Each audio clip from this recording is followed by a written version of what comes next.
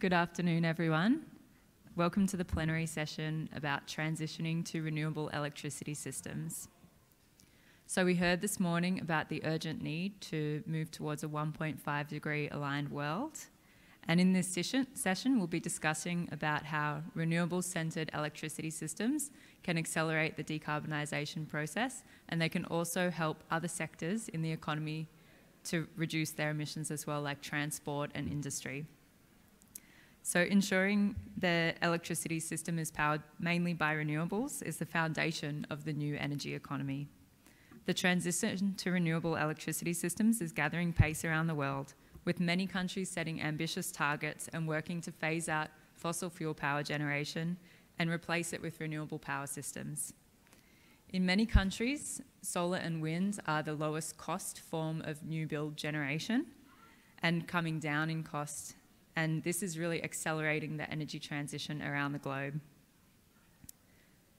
Today in this plenary session, we'll hear from three fantastic speakers on why the transition to renewables dominant electricity system is happening and what are the challenges and opportunities associated with the transition. My name is Johanna and I'm an IEEFA electricity analyst in the Australia team, and I'm exploring Australia's electricity sector decarbonisation. And we're lucky to have with us today three fantastic speakers. Professor Mark Jacobson from Stanford University, who'll be discussing how high renewables penetration systems can be reached and the benefits that are associated. Ms. Ruosida Lin from Rocky Mountain Institute, exploring where we are with the transition globally and how China is playing in the energy transition space. And Mr. Ole Rydahl Svensson, sharing how Denmark has integrated a high amount of renewables into the grid and what's next for Denmark. So I'll introduce our first speaker. Our first speaker is Professor Mark Jacobson. Professor Mark Jacobson is Director of the Atmosphere Energy Program and Professor of Civil and Environmental Engineering at Stanford University. His career has focused on understanding air pollution and global warming problems and developing large-scale, clean, renewable solutions. Mark has published 6 books and 180 peer-review articles, served on an advisory committee to the US Secretary of Energy, and co-founded the Solutions Project nonprofit. Mark was ranked as the #1 most impactful scientist in the world in the field of meteorology and atmospheric sciences, and #6 in the field of energy. And Mark's work is the scientific basis of the energy portion of the US Green New Deal and laws to get to 100% renewable energy in cities, states, and countries worldwide. Thank you so much, Mark, for joining us today. Thank you.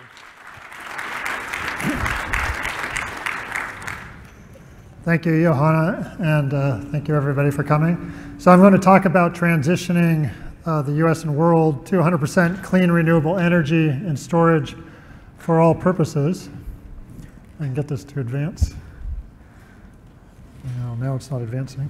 Oh, there we go. And so the purpose is threefold. I'm looking at air pollution, energy security, and global warming.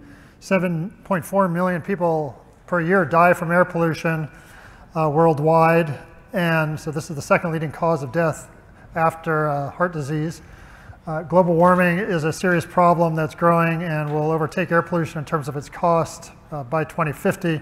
And energy security is a major problem affecting the world today as well.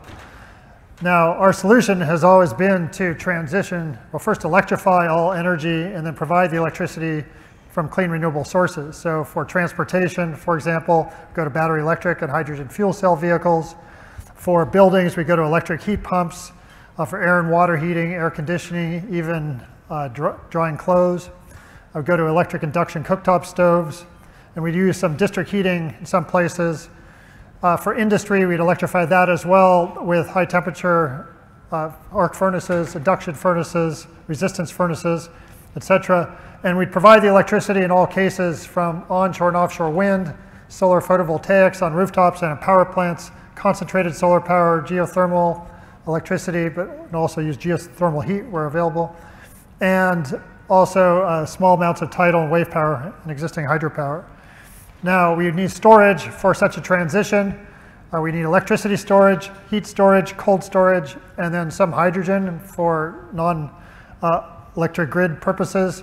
Well, first, electricity storage. Of course, hydropower is the major electricity storage in the world right now, followed by pumped hydropower storage.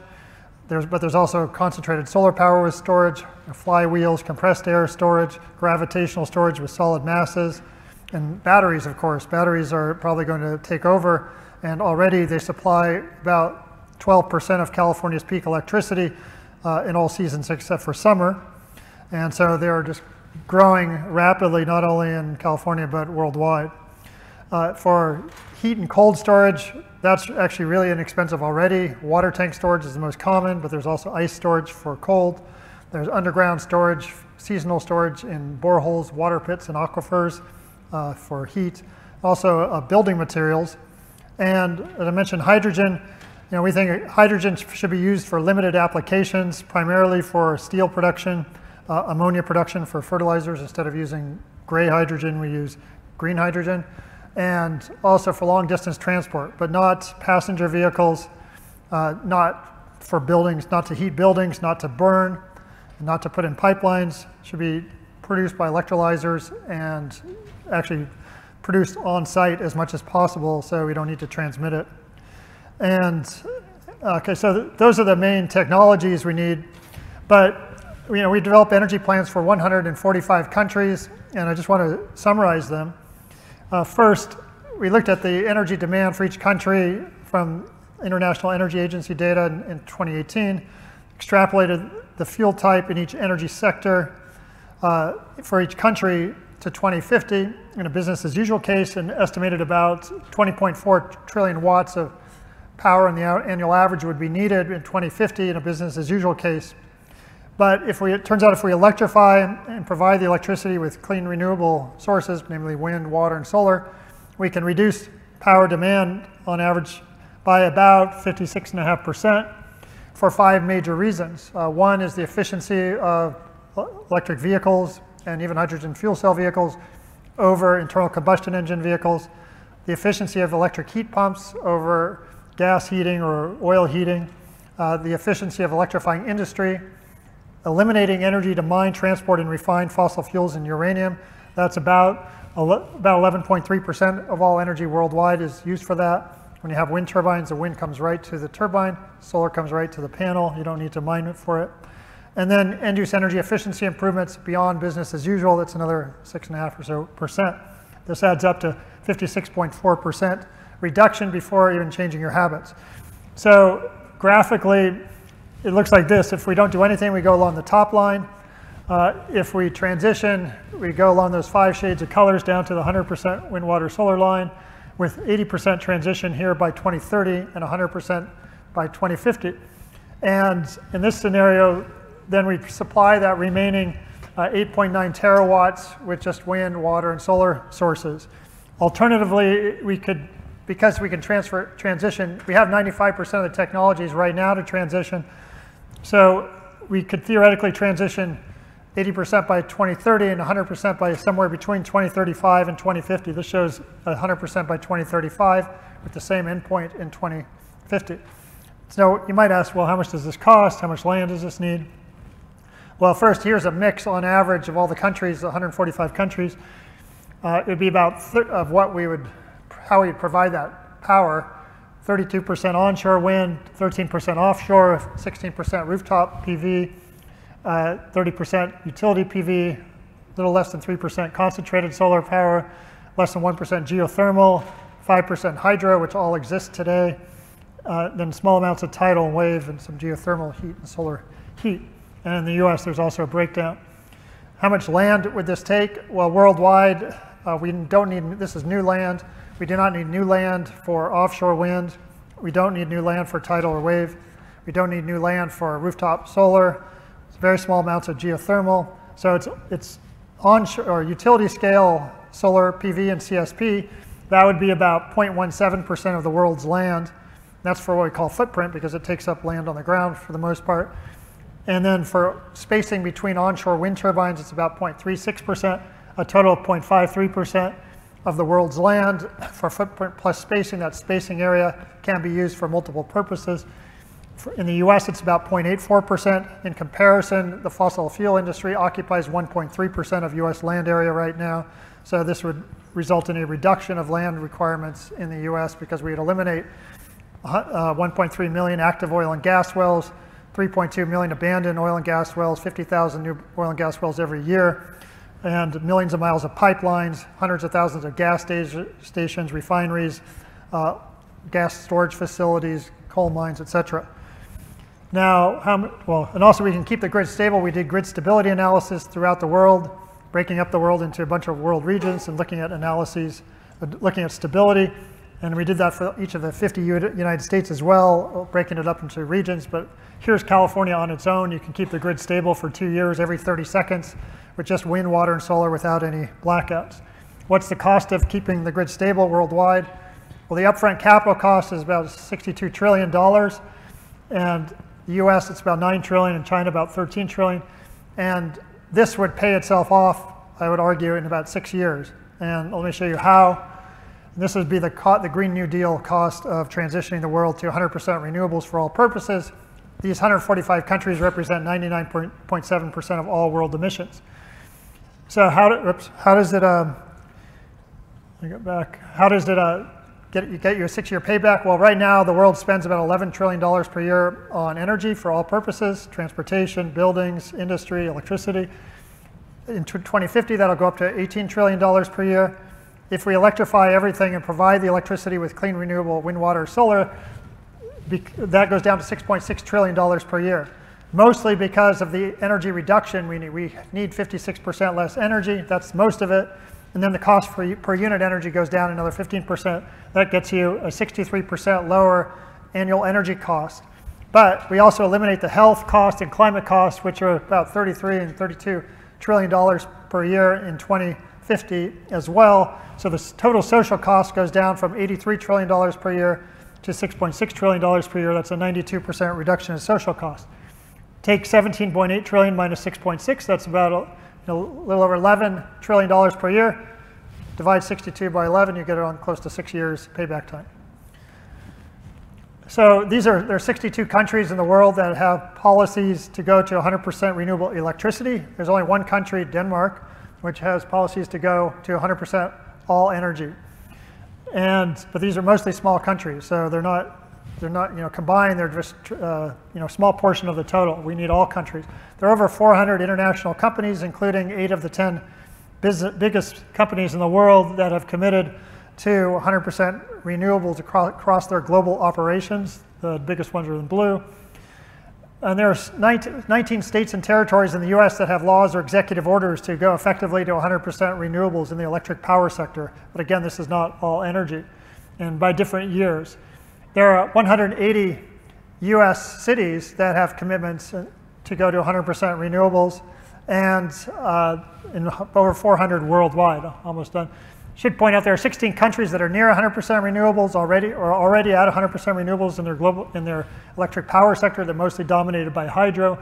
The ones on the left, in the middle, they're about over 91%. On the right, there are actually a few states.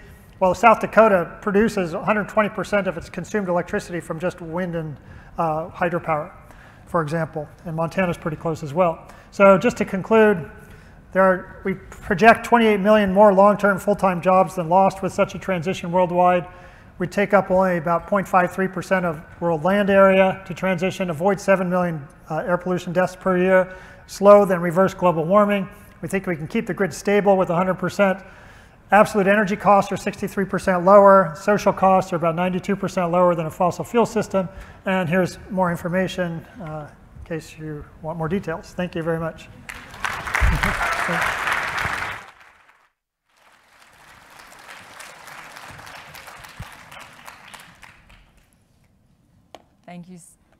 Thank you so much, Mark, for that fantastic presentation. I think you answered a lot of questions that we all have, and I'm sure the audience was very interested, as I was. I'd now like to introduce our next speaker, Ms. Ruosida Lin. Ruosida Lin is a senior associate at Rocky Mountain Institute, where she primarily works on the hydrogen team in the Climate-Aligned Industry Program. Ruosida Lin has advised extensively on China's power market design. She was a primary researcher in the power sector analysis for a comprehensive roadmap for achieving low emissions energy in China.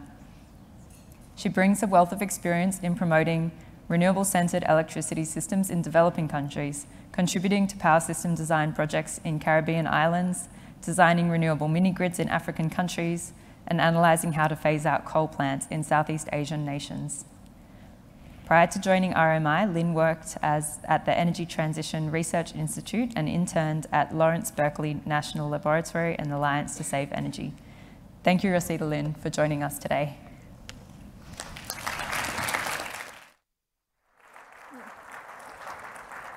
Hi everyone, good afternoon.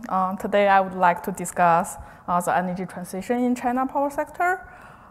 First, let's put China in the context of the global trend of transitioning to renewable energy. The demand for fossil fuel has peaked in the electricity sector. It will plateau for a few years and likely in clear decline by the second half of this decade. Historically, fossil fuel demand for electricity sector has grown rapidly, but the growth has slowing down. It actually fell in 2019 and 2020, but bouncing back in 2021 to only 1% higher than the 2018 level.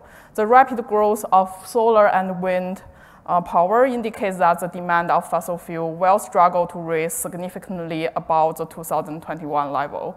Therefore, we can expect the fossil fuel demand to plateau from 2018 to 2025, and from 2025 to 2030, the fossil fuel electricity demand is likely to decline at a rate of 4% per year, since the renewable enter the steep part of their growth S-curve.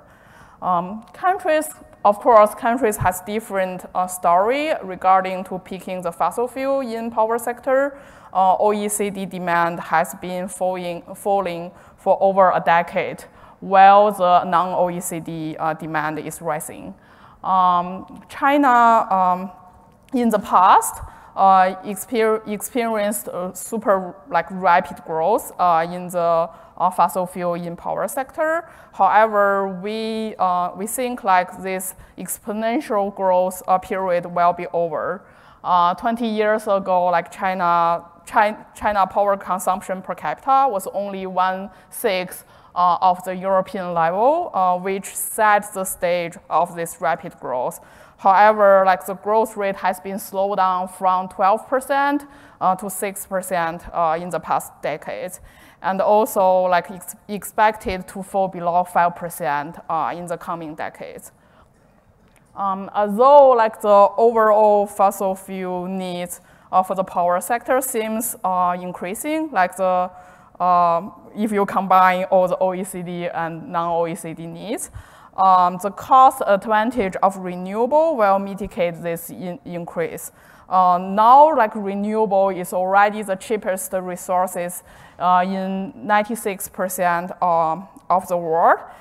96% of the countries in the world, and while the fossil fuel has been seeing no significant structural decline over the past century. So additionally, renewable is suitable for any stage of the country's development, as it's cheaper and faster to deploy. They serve as an efficient tool, even in the especially in the developing country, I would say. So China is one of the major contributors to that cheaper and faster deployment of renewable. So China is really trying to seizing the opportunity to lead the market and done a lot of official investment. Set a lot of official targets that drive heavily investment in a renewable power sector. As a result, you can see the renewable power installation is really growth in the past decades, and China became the world's largest producer, exporter, and the user of solar panels and wind turbines. So it is clear that China is positioning itself as a global leader in the energy transition. So I want to shift the focus a little to like what's happening in the power sector of China. So China has set ambitious goals for itself, like peaking carbon emission by 2030 and achieve carbon neutral by 2060. The power sector, which currently contributes about 40% of its carbon emission, is at the heart of the transition. Historically, China is has heavily relied on the thermal generator, particularly the coal generator. However, over the past decade, there has been a significant surge in deployment and generation of wind and solar, as you can see in the data presented here. So the renewable portion really grows faster than the fossil part. However, the scale of China's current power system poses unique challenges. We see continued growth in the electricity consumption, a heavy reliance on coal, renewable sources concentrate far from the load center, and also like this is like uncertainty on the ongoing power market reform. To overcome these challenges, we must envision a new power system with extensive deployment of renewable power, large-scale storage for system flexibility, demand as a flexible resources in the system balancing, and also a smart grid to handle all those variable generation and demand resources effectively. So to address those challenges, RMI come up with 8 core propositions along the energy transition path in China's power sector. First, long-term power contract and interprovincial transaction really helps continuous renewable capacity deployment in areas that has rich renewable resources but not the load center. And secondly, to ensure the system flexibility while phasing out coal, hydrogen is likely a preferable source, and we need a tailored and targeted ancillary service market to help leverage the hydrogen and also other flexible resources in the system. Thirdly, we must enlarge power balancing area and establish a market-based dispatch system to improve renewable consumption and integration. Also, this like new trend of like, not new trend, but like currently trend of the digital technology and AI could also help the grid to better cope with the variable nature of renewable. And lastly, we need to consider demand also as a market participant and let them actively join like the power balancing activity. So China's own, like based on the previous 8 core propositions that China's system need to be, the ongoing power market is really a key piece in that big picture. The reform initiated by the document number 9 in 2015 and have focused on advancing the price reform and improve the market-based trading system. This indicates finalizing the T&D transmission and distribution tariff in all provinces and forming the new power tariff system. Under this new structure, generator revenue is determined by the market mechanism, allowing for a more market-driven approach. And meanwhile, the grid revenue is based on the actual cost and government-approved profit margin, ensure a more fair and sustainable framework for grid operation. China is currently working towards establish a comprehensive market system which can integrate more renewable, while ensure that a seamless transition of the electricity price from a planned system to a market system. Although China has making some progress in setting up this market system, there are still some challenging happens and considerable room for improvement. For short-term trading, like the energy spot market and ancillary service market, most pilots is still in the early phase. So the province still need to consolidate their mechanism and finalize the market mechanism.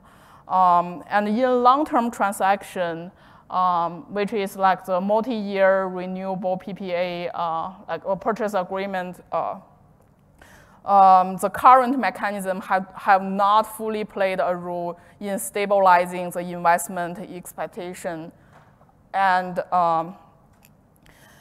also attract enough significant capital. Under the goal of establishing a unified national world electricity market system by 2025, there are still numerous challenges in terms of multi-level market coordination and flexibility flexible interprovincial dispatch and transaction. So it's urgent to break administrative barrier and trying to optimize the resources allocation. So here I just list a bunch of policy targets for China for China's power sector. Most of them concentrate on the capacity target of renewable and storage with some coal phase-out targets. And here I will end at this page. It lists the continuous efforts need to happen in China in this energy transition journey. And most of those efforts is focused on how to integrate this variable nature of renewable, meanwhile having an effective pricing system so we can promote more low carbon resources, which include both energy efficiency and renewable power. And I assume the breakout session follow my speech will talk more about those solutions. Yeah, I'll give back to you. Thank you.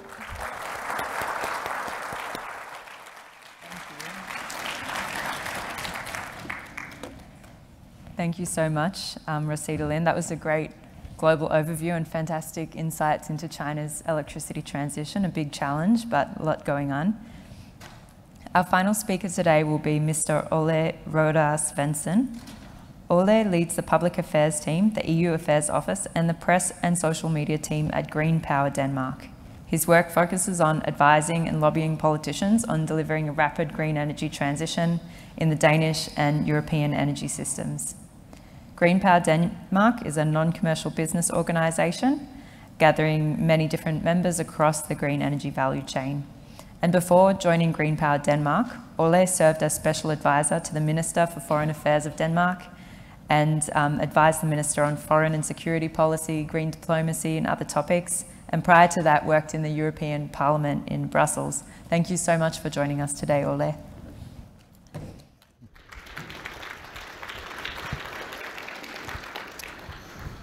Well, thank you for that, Johanna, and thanks for the invitation.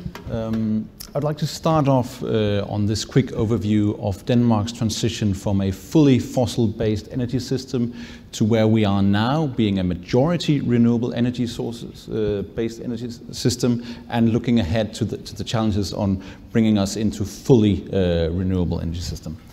Starting off with some baseline facts on the Danish energy system. Last year, 48% of our electricity consumption came from wind, 16% from sustainable biomass and waste energy, 6% from solar energy, and the rest, of course, fossil fuels.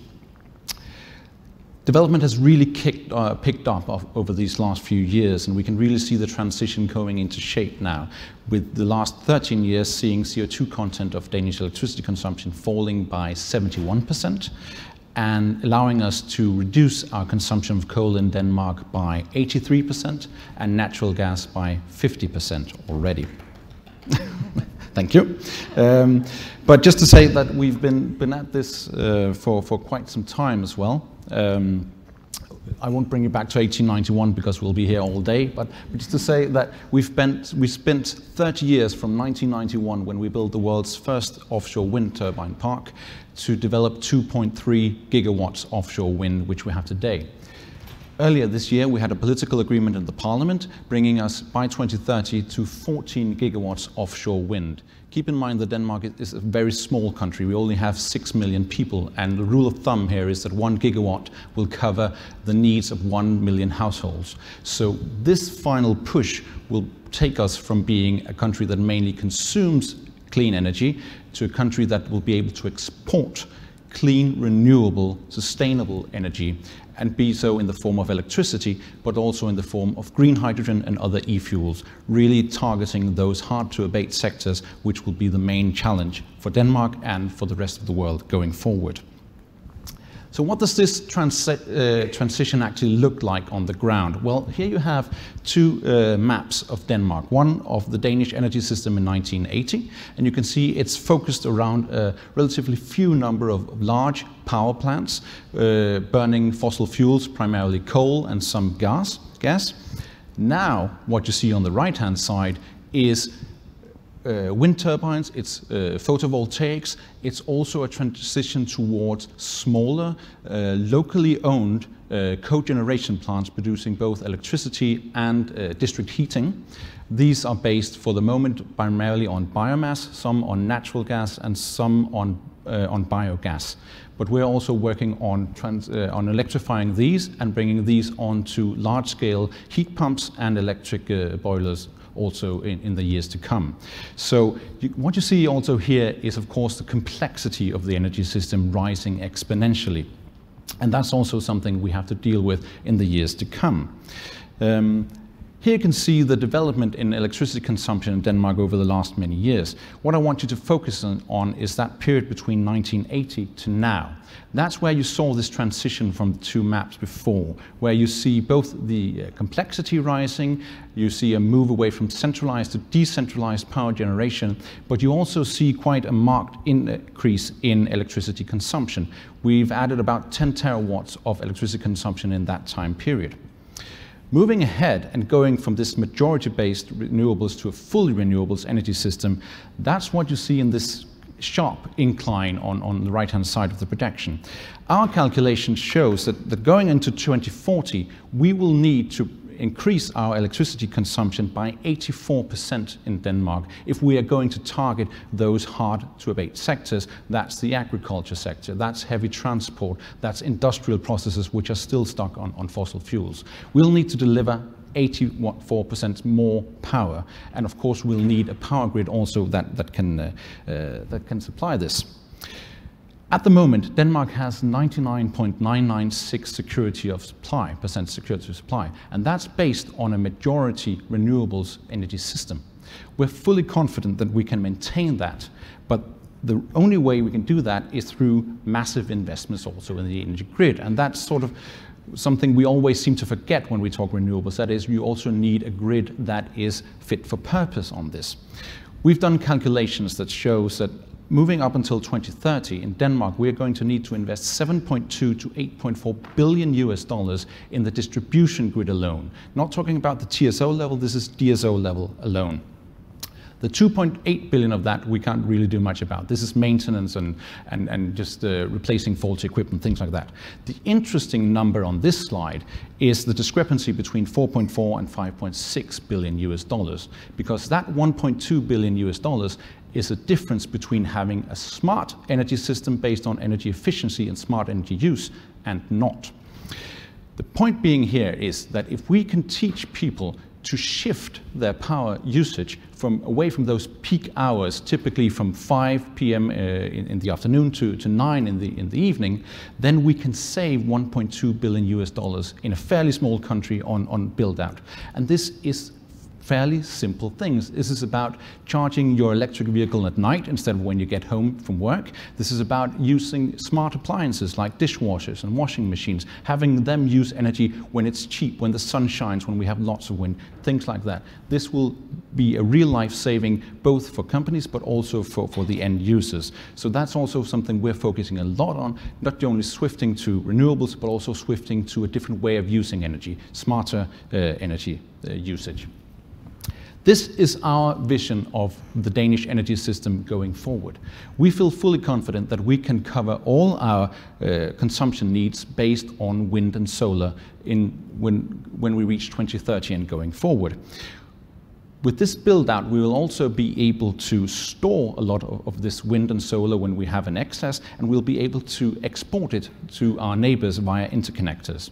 This also covers this problem or this myth that we've heard of before, that you can't have stable energy supply with renewables. We're already proving that we can have with the majority of renewables, but you can also through, as Mark also commented on, storage solutions and so on, you can cover yourself in for other situations as well. Yeah. The final point being here is just a word of caution really, because as I hope I've shown you through this, we have the technological solutions, we have the drive, we can deliver this type of impact system. But we're now also seeing in Denmark, which is a front runner on a lot of these things, that there's a political shift going on, where we used to perceive renewables as things that needed subsidies, things that investments we did in order to benefit climate.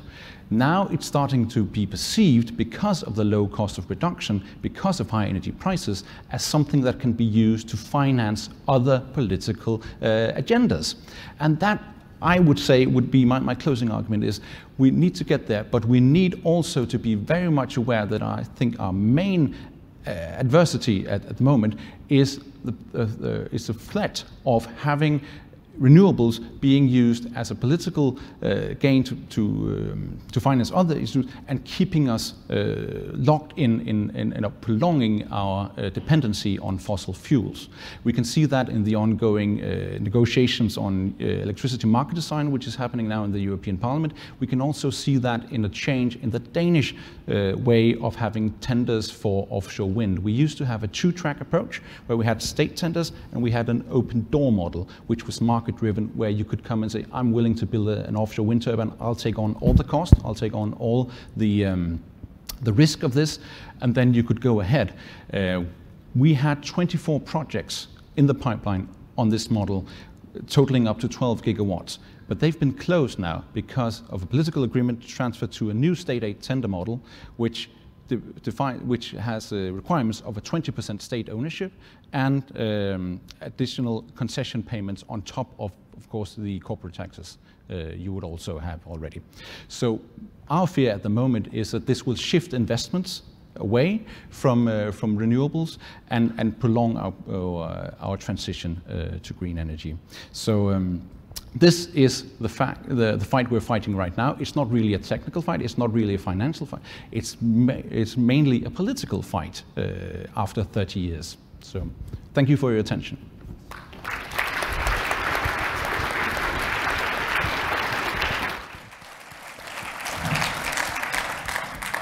Thank you so much, Ole, for a fantastic presentation. Really great to see that it is possible to have a renewables dominant electricity system as we all focus towards that. We might have time for 1 or 2 questions from the audience, so I'd like to open the floor. If anyone has any questions, please come up and use this microphone at the front.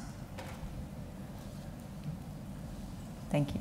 We're doing Svensson with Menlo Energy, a local consulting firm. I have a question, I guess, for all panelists. You know, people that I've seen the studies that Professor Jacobson and others have done, you know, that the path to this nirvana is fast, cheap, painless, and so forth. And then you hear from the dark side that says it's not going to be cheap, it's not going to be fast, and it's going to be tough, and the closer we get to the 100%, it'll get tougher. Can you comment on that? Whose side should we believe?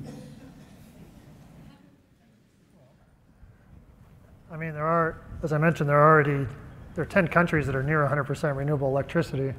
6 that are at 100%. They're dominated by hydro, but I mean, there are over 700 papers by over 25 groups who study this, and none of them find a problem. And I mean, the goalpost has shifted. In 2009, it was, can we put 20% on the grid? And then in 2017, it went to 80%. And then it went a few years later, 90%. Now, NREL even says the US can go to 100% renewables. And they even say that even though it's more expensive to get the last 5%, it's still, the overall system is still cheaper than a natural gas system. So NREL is saying that now, that it's cheaper to go to 100% renewables, even with that last fewer percent than a fossil fuel system. So, I mean, it's just happening everywhere. You're seeing a large scale transition a lot of different places in the world. But I guess until everything's electrified completely, nobody is going to be satisfied.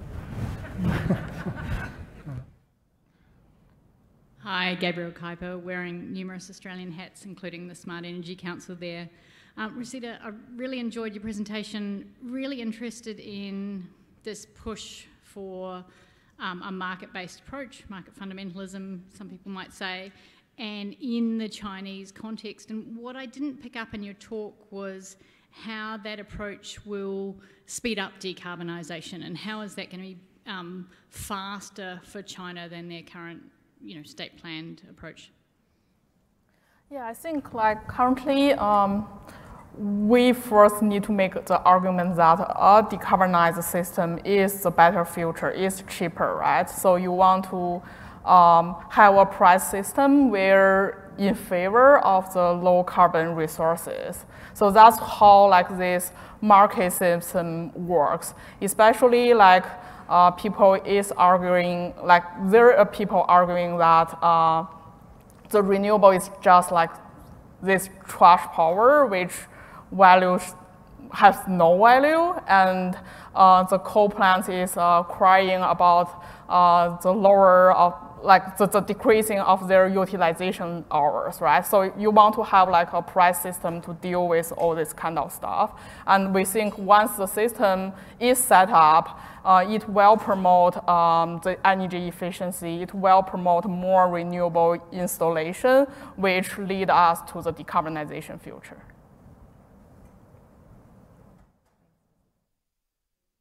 One more question. Okay, thanks. And thank you all, it was great. For Ole, could you describe in a little further detail what you mean by sustainable biomass? Yeah. What we're talking about is having the highest requirements on sustainable biomass. Completely agree, and I think that's what's in your question, that there are problems, huge problems, especially with I don't know what's the word I'm looking for, cheating, not living up to requirements on this. What we have in Denmark is a transition technology on this, which has been used to transform these coal power plants into biomass, which happened during the 1990s. And this was the way forward in order to get coal out. The biomass that's used in the Danish plants, that is residual trees mostly. So it's tree trunks that's used in, for instance, furniture production and so on, things like that. It's shavings from timber mills and so on, which is gathered up and then used as biomass. But it is a transition technology, and it is going to be replaced by. So this is just to say that we are proponents of the highest possible requirements on biomass creation. Also in the European Parliament, we're working actively to have these requirements, but it is for the moment part of the Danish energy mix. Thank you, Ole, and thank you very much to our speakers. So we've heard some fantastic information about how it is indeed possible to transition to a renewables dominant grid, and that that it's worthwhile. There's many benefits to be found. Now we'll have 3 parallel breakout sessions, so you'll have to choose which one you'd like to go to. They'll all be great, so it will be a hard choice. The first session is focused on coal phase out, and that will be in the atelier room, so looking at how can we achieve coal phase out, what policies are needed, what kind of resources can replace coal. The second session is focused on accelerating wind, solar and storage, exploring both large and small scale technologies, and that will be in this room. And the third session will explore the enablers for a renewables-centered grid, so demand-side measures, storage, energy efficiency, transmission, finance, all those things that we know we need to do to get a system that's powered by renewables. So that will be in Gallery 1. And I invite you to make your way to one of the breakout sessions at the conclusion of this session. And I'll also like to highlight that tomorrow there'll be another discussion on renewables in developing economies. And there'll be a breakfast session facilitated by Solutions for Our Climate, looking at how we can accelerate renewables deployment and the key policy asks. Thank you all for listening, and to our fantastic speakers for a really great presentation.